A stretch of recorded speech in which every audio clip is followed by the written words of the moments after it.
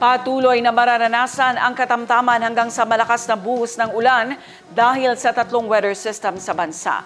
Alamin natin ang ulat panahon mula sa ating iWeather Center.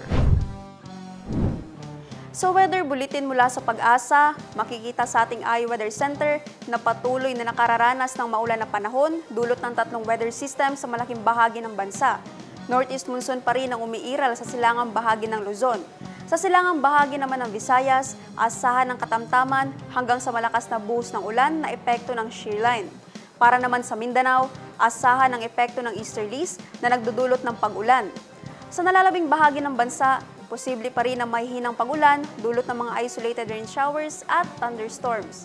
Wala pa rin binabantay ang LPA o bagyo ang Pag-asa sa loob at labas ng Philippine Area of Responsibility. At para naman sa magiging lagay ng ating panahon bukas, sa Cotabato City, maglalaro ang agwat ng temperatura sa 24 to 32 degrees Celsius at 90% ang chance of rain. Sa Maguindanao, papalo ang agwat ng temperatura sa 24 to 32 degrees Celsius at nasa 80% ang chance ng pag-ulan.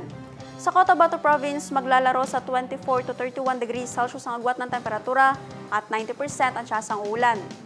25 to 32 degrees Celsius naman ang magiging agwat ng temperatura sa Davao City bukas at 40% ang chance of rain. Sa Cagayan de Oro City, papalo sa 25 to 31 degrees Celsius ang agwat ng temperatura at 10% ang chance ng pag-ulan. 25 to 32 degrees Celsius naman ang inaasang magiging agwat ng temperatura sa Zamboanga City bukas at 70% ang chance ng ulan.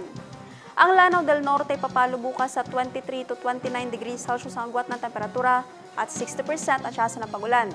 Habang sa Lanao del Sur naman ay makakaranas ng 18 to 24 degrees Celsius ang agwat ng temperatura at nasa 80% ang chance of rain. Ang araw ay sumikat kaninang 6 ng umaga at lumubog ng 6:07 ng gabi. At yan ang latest mula sa ating iWeather Center.